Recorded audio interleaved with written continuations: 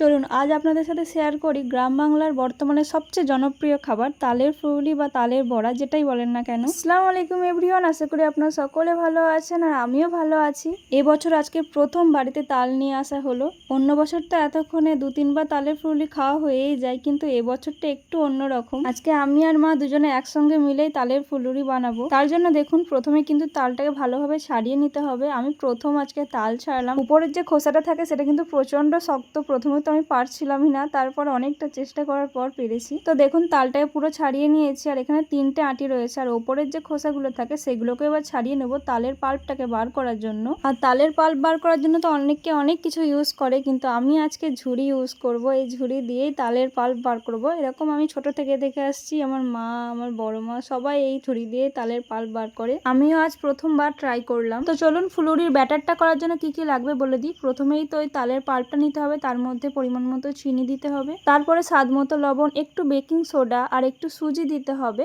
তারপরে অল্প একটু ময়দা দিয়ে এবার ব্যাটারটাকে ভালোভাবে মেখে নিতে হবে। ব্যাটারটা কিন্তু খুব পাতলা করলে চলবে না, বেশ যেন একটু মাখো মাখো ব্যাপার থাকে। তো হয়ে গেছে। তো এদিকে কড়াই বসিয়ে দিয়েছি, তার মধ্যে তেলও দিয়ে দিয়েছি। প্রথমে দেখছিলাম তেলটা গরম হয়েছে কিনা। তো চলুন এবার একে একে ফুলুরিগুলো দিয়ে দেওয়া যাক। তো ফুলুরিগুলো এখন লো টু মিডিয়াম ফ্লেমে আস্তে আস্তে হতে থাক, আর আমি আমার ছোটবেলার কিছু গল্প আপনাদের সাথে শেয়ার করি। ছোটবেলায় মা যখন এরকম তালের বড়া বানাতো, আমি কিন্তু মায়ের কাছে চুপ করে বসে থাকতাম সেই প্রথম থেকে শেষ পর্যন্ত।